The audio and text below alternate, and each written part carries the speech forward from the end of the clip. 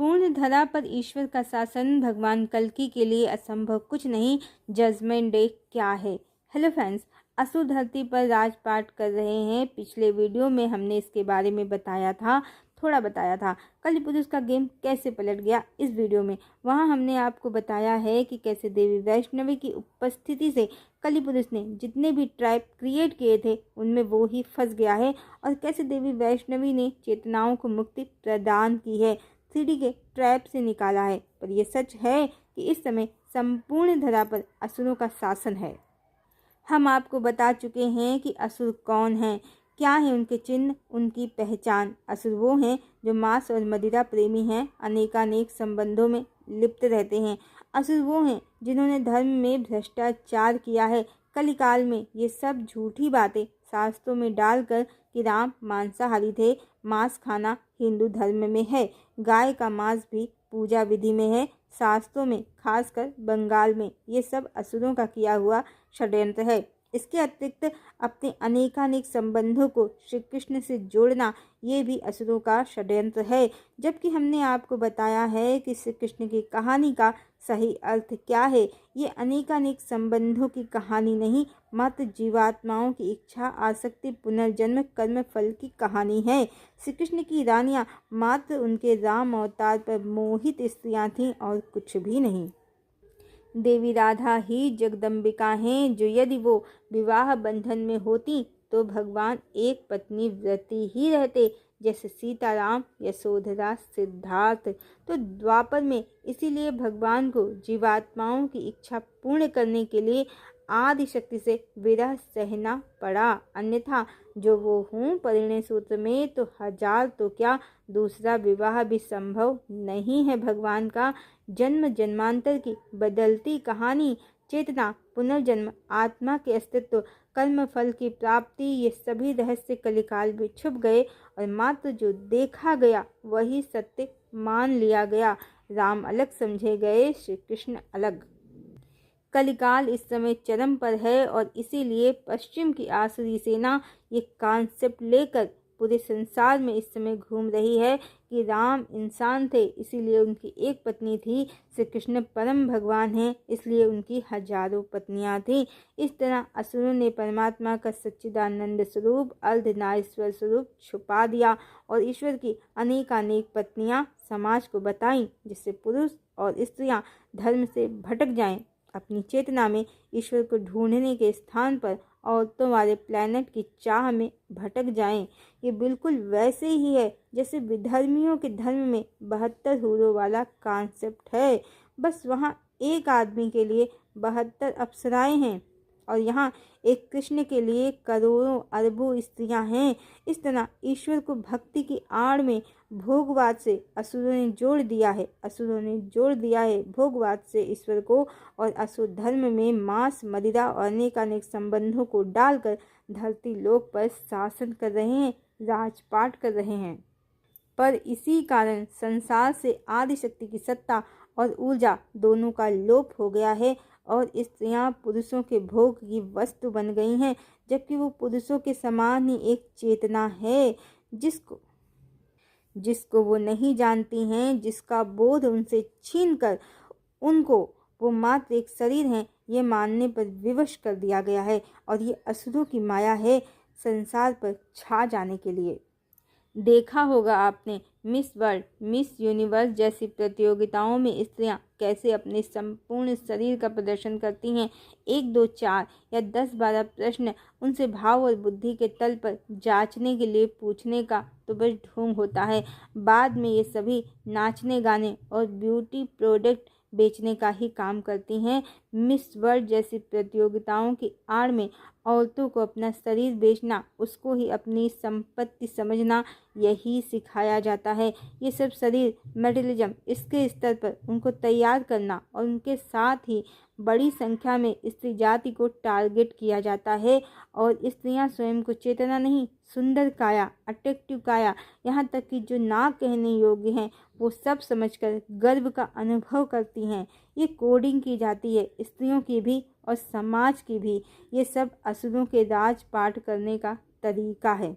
और इस समय संपूर्ण धरा पर असुरों का शासन व्याप्त हो गया है। पानी सर से ऊपर निकल चुका है। भारतीय स्त्रियां भी अश्लील डांस कर रही हैं रील्स बनाकर और स्वयं को टैलेंट का खजाना समझ रही हैं, जबकि वो स्वयं ही स्वयं का बौद्धिक बलात्कार करवा रही हैं। सिर्फ शरीर का बलात्कार नहीं होता है, आपकी पर्सनालिटी, आपकी चेतना का, आपके व्यक्तित्व, आपकी पहचान का भी बलात्कार होता है, जो आज स्त्रियां स्वयं करवा रही हैं, सब गलत गलत सीख कर। जब तक सोशल मीडिया नहीं था ये वर्ग छुपा हुआ था, अब प्रकट हो गया है। हमने पिछले वीडियो में बताया था असुरों की प्रवृत्ति क्या है। मांस मदिरा का भक्षण, कटे फटे अस्त व्यस्त वस्त्र धारण करना, शरीर को जो ज़्यादा दिखाए या ज़्यादा छुपाए इस तरह से कि शरीर ही इम्पॉर्टेंट है, और अनेकानेक संबंधों में लगे रहना, विवाह में वैदिक संस्कार का ना होना, मात्र हाँ ना, पब्लिकली चुंबन इत्यादि करके, जैसा पश्चिम में होता है ये क्रिश्चियन और मुस्लिम धर्म में होता है, ये सब असुरों के लक्षण हैं। देखा होगा आपने ये तो धार्मिक सीरियलों में भी कि कैसे असुरों की स्त्रियां और स्वयं असुर हड्डियां चबाते हैं, वस्त्र भी कम ही पहनते हैं, ऊपर और नीचे का हिस्सा शरीर का खुला ही रखते हैं, और किसी पर भी मोहित होकर उससे विवाह का प्रस्ताव रख देते हैं, विवाहित होते हुए भी। यानी न कोई सभ्यता, न संस्कृत, न संस्कार, जो मनाया वैसे ही कर लिया। आज की डेट में अधिकतम भारतीय मांस मदिरा और अनेकानेक संबंधों में लगे हुए हैं, और स्त्रियां मॉडर्न दिखने के लिए वाकई ऐसे वस्त्र पहन रही हैं जिनमें ऊपर और नीचे शरीर को खुला रखा जाता है। सारा फोकस शरीर और चेहरे पर होता है, चेतना पर कोई ध्यान नहीं है। सब असुरों को कलि पुरुष की काली माया से प्रभावित होकर आधुनिक समझकर फॉलो कर रहे हैं, जबकि सत्य ये है कि उन बेचारों को ना तो वस्त्रों का ज्ञान है, न भोजन बनाने की विधि का, न परिवार और संस्कार किस चिड़िया का नाम है ये उनको पता है। वो बेचारे तो अज्ञानी हैं, पाप कर्मों में लिप्त हैं। पर भारतवर्ष में ये कैसे संभव हो पाया कि असुरों का शासन हो गया? कारण अपनी सभ्यता संस्कृति को हीन समझना, अपने संस्कारों को रूढ़िवादी होना समझना, स्वयं को गवार समझना। यही कलिकाल कहें या कलि पुरुष या शुक्राचार्य का डेविल गेम या आसुरी षड्यंत्र है। कलिकाल की डेमोनिक एनर्जी है, जो उन्नत हैं, सुसंस्कृत हैं, सभ्य हैं। वो स्वयं का सत्य भूलकर असुरों को, जिन्हें कुछ पता ही नहीं है, उन्हें महान ज्ञानी समझकर फॉलो कर रहे हैं। दूध, दही, घी, छाछ, दातून, प्रोबायोटिक, नेचुरल एंटीबायोटिक को छोड़कर केमिकल वाले प्रोडक्ट खा रहे हैं, लगा रहे हैं। कंक्रीट के घरों में रहते हैं, क्या होती है मिट्टी की खुशबू और गोबर से लिपे हुए घर और मिट्टी के चूल्हे की रोटी, कुछ पता नहीं है। नेचर में कितनी शक्ति है, शरीर और मन दोनों को बलवान बनाने की, कुछ पता नहीं है। फंस गए हैं कृत्रिम संसाधनों के जाल में, अब जिनसे स्वयं के द्वारा छुटकारा भी नहीं है। असुरों ने हर तंत्र पर अपना कंट्रोल अब कर लिया है, पर क्या ऐसे ही चलता रहेगा? समाज में अब इसी कारण स्त्री ऊर्जा का भी क्षय होने से, आदि शक्ति की सत्ता का लोप हो जाने से स्त्रियों के प्रति अपराध हजारों लाखों से भी ज़्यादा होने लगे हैं। हत्या, चोरी, डकैती, लूटपाट सब अब जोरों पर है। और सरकार की क्या भूमिका है? हर देश में टैक्स वसूलो और राज करो। जनता के प्रति क्या जवाबदेही है? भारत को ही समझें, एक बुलेट ट्रेन चलवा दी और एक स्टेचू ऑफ यूनिटी बन गया, या महज कुछ ब्रिज बन गए, कुछ हाईवे, कुछ सड़कें बन गईं, क्या ये विकास है? इसके बाद क्या? धर्म, जात पात के नाम पर लड़ाइयाँ, स्त्रियों के ऊपर अत्याचार, या कभी भी किसी के साथ कोई भी अनहोनी जिसकी कोई जवाबदेही नहीं होती है? क्या सिर्फ सड़कें, फ्लैट, कार, हेलीकॉप्टर ये विकास की पहचान है? तरह तरह के पहचान पत्र, टैक्स, नियम, कानून, ये विकास की पहचान है। और कानून का क्या कहना, गरीब को, मजबूर को दबाने के लिए बेहद कारगर और अपराधियों को बचाने में बेहद सुविधाजनक। न्याय व्यवस्था का तो क्या ही हाल है। आज प्राइम मिनिस्टर कह रहे हैं कि उनकी दिवंगत माँ को जो अपशब्द कहे गए हैं वो निंदनीय है। माँ के प्रति अपराध माफ़ी के योग्य नहीं है। पर इसके अलावा क्या संज्ञान लिया गया है? सब चुनावी भाषण होते हैं। सच तो ये है कि यही प्राइम मिनिस्टर उन क्षेत्रों में रैलियां करते हैं जहां बहन बेटियों के साथ बलात्कार जैसे जघन्य अपराध होते हैं और सुशासन के नाम पर अपनी जय जयकार कराते हैं। इसीलिए अपराधी खुलेआम सड़कों पर घूमते हैं और बेटियां घरों में सिमट जाती हैं। उनकी तो माता जी को अपशब्द कह दिए गए, पर उनका क्या, जिनका जीवन ही बलात्कारी खा जाते हैं, जिनकी आत्मा का ही शोषण हो जाता है, जिनकी आत्मा की ही मृत्यु हो जाती है। ये सब कहने का क्या अर्थ है? जो पीएम की माता जी को गाली दे रहे हैं वो भी असुर ही हैं। और पीएम को क्या कहें, बेटियों को न्याय नहीं है, सुरक्षा नहीं है, स्वयं की जय जयकार करा रहे हैं। ऐसे भारत विश्व गुरु बनेगा? जी नहीं, ऐसे भारत विश्व गुरु नहीं बनेगा। वैसे पूरा उत्तर भारत बाढ़, बारिश, भूस्खलन की विभीषिका में तहस नहस हो गया है और पीएम के नुमाइंदे वोट की राजनीति कर रहे हैं, गाली को भुनाने में लगे हैं। सच तो यह है कि पक्ष और विपक्ष दोनों ही मिलजुल कर बस जनता को मूर्ख बना रहे हैं। जब चुनाव आता है विपक्ष ऐसे ही उल्टे सीधे मुद्दे देता है और पक्ष उसे भुनाने में लग जाता है और मूर्ख होकर जनता सरकार से पूछना भूल जाती है कि जो माँ, बेटियां, बहन न्याय के लिए तरस रही हैं, जो अपराधी खुलेआम घूम रहे हैं, उनके लिए सरकार की क्या नीतियां हैं। न सत्य है, न न्याय है, न प्रेम है, न करुणा है तो बस आडंबर ही आडंबर। और संपूर्ण धरा पर ये असुरों का शासन इस समय विद्यमान है। डोनाल्ड ट्रंप कहते हैं कि वो अमेरिका को महान बनाएंगे। 3 स्त्रियों का पति, डिवोर्स के थ्रू और 25 मामलों में यौन उत्पीड़न, बलात्कार का आरोपी डोनाल्ड ट्रंप अमेरिका का राष्ट्रपति है। सोचिए, जब राजा ही ऐसा है तो स्त्रियों को क्या सुरक्षा मिलेगी? क्या सत्य, न्याय और धर्म का पालन होगा? अमेरिका महान तो बन ही गया है, अब क्या बाकी है? तो क्या ये सब ऐसे ही चलता रहेगा? जी नहीं, बिल्कुल नहीं। इसीलिए परमात्मा धरा पर आ गए हैं और हमने अप्रैल में ही एक कंटेंट सोशल प्लेटफॉर्म पर अपलोड किया था, जजमेंट डे 21 अप्रैल टू 26 अप्रैल।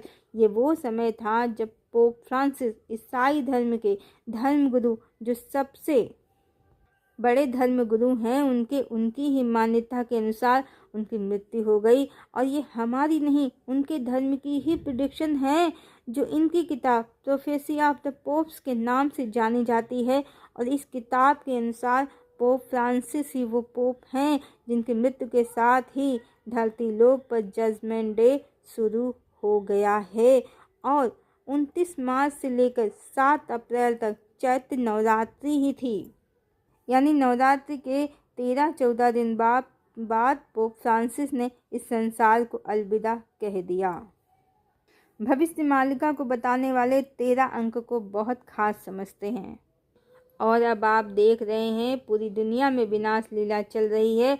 युद्ध अब खुलकर होंगे बड़े स्तर पर, और जल प्रलय और अग्नि के तांडव पूरी दुनिया को बस निगल ही जाएंगे। परिस्थिति बहुत ही भयानक है। हमने पहले भी एक कंटेंट बनाया था कि गुरुजनों ने आपसे क्या छुपाया है। यही छुपाया है कि अब विनाश लीला भयंकर होगी। खंड प्रलय समझकर लोग सोच रहे थे कि बस थोड़ा बहुत कुछ होगा, पर आप खुद देख रहे हैं जल प्रलय बढ़ रहा है, अभी तो घट नहीं रहा है। कारण परमात्मा का क्रोध। मनुष्यों ने धीरे धीरे संस्कारों को त्यागा, परमात्मा का सत्य स्वरूप बिगाड़ कर उनकी हजारों पत्नियां बनाई, उनकी सनातन अर्धांगिनी देवी लक्ष्मी का अनादर किया। स्त्रियों ने स्वयं को परमपिता की पत्नी भी इमेजिन करना शुरू कर दिया। कलिकाल में परमात्मा और उनकी महिमा सबका घोर अनादर हुआ, जो बढ़ता रहा धीरे धीरे। पर परमात्मा शांत रहे, देखते रहे मनुष्यों का दुस्साहस, दुश्चरित्र, शूर्पणखाओं की लीला पर कोप बरसा है तो एकाएक किसी ने भी नहीं सोचा था कि 2025 ऐसी तबाही लाएगा जिसे पूरे उत्तर भारत में आ गई है और पूरी दुनिया में आ गई है। कोई देश बचा नहीं है। असुरों की सभ्यता संस्कृति का अपूर्णतया नाश होगा। कल्पना की दुनिया बड़ी सुंदर है, सब भगवान की बीवी बन रही हैं, खूब नौटंकी हुई है, पर सच में वो विकराल काल परम पुरुष सामने होगा तो सब भाग जाएंगे, फिर किसी की हिम्मत नहीं होगी। बहुत हुआ भगवान के श्री कृष्ण रूप का अपमान, अब वो नरसिंह ही बन गए हैं। जो भी उनकी देवी का अपमान करेगा परिणाम मिलेगा, धर्म दंड पड़ेगा उसको, क्योंकि अब जजमेंट टाइम शुरू हो गया है। यदि करना है तो बहुत शीघ्र सब गलत विचारों से तौबा करनी होगी, ईश्वर के सत्य स्वरूप को पूजना होगा। माता लक्ष्मी का अनादर और उनका स्थान लेने की कामना त्यागनी होगी। छल कपट प्रपंच सब त्याग कर सत्य न्याय प्रेम करुणा का आधार पकड़ना होगा, अन्यथा बिजनेस वाला कोई कल की नहीं आने वाला है। जो चैनल ऐसे प्रिडिक्शन कर रहे हैं उन्हें तो आइडिया ही नहीं है परमपिता परमेश्वर कितने शक्तिशाली हैं। उनकी क्रोधाग्नि ने धरती पर विकराल विनाश लीला प्रारंभ कर भी दी है। ये सभ्यता संस्कृति जो पूरी तरह से आसुरी है उसका अंत बहुत निकट है। अब भगवान कल्कि को कोई साधारण मनुष्य समझने की भूल ना करे। जो रावण ने की थी उनके लिए असंभव कुछ नहीं है। एक पल में दृश्य बदलने का सामर्थ्य है उनमें, और यही सत्य है। जजमेंट टाइम चल रहा है, ये बहुत कठिन समय है। अब मनुष्यों के लिए वही बचेंगे जो ईश्वर का सत्य स्वरूप पूजते होंगे, सन्मार्ग पर चलते होंगे। बाकी टीका टंबर आडंबर बिजनेस टाइकून सेलिब्रिटी और नेता लोग सबका समय समाप्त। भगवान के लिए कुछ भी असंभव नहीं है। वो प्रकट हैं, प्रत्यक्ष हैं, वो धरा का स्वरूप बदलने आए हैं। नए युग का अब आरंभ करेंगे वो। पर इससे पहले मानव जाति को बहुत कष्टों का सामना करना होगा, क्योंकि मनुष्य गलत रास्ते पर चल पड़े हैं। ये समय एक समुद्र मंथन के जैसा ही है, पहले हलाहल ही निकलेगा, फिर अमृत प्राप्त होगा। संसार में लक्ष्मी नारायण परमात्मा के अर्धनारीश्वर स्वरूप की प्रतिष्ठा के साथ जगत में सतयुग का प्रारंभ होगा, जिसके साथ ही संपूर्ण धरा पर परमात्मा का शासन लागू हो जाएगा। हरि ओम।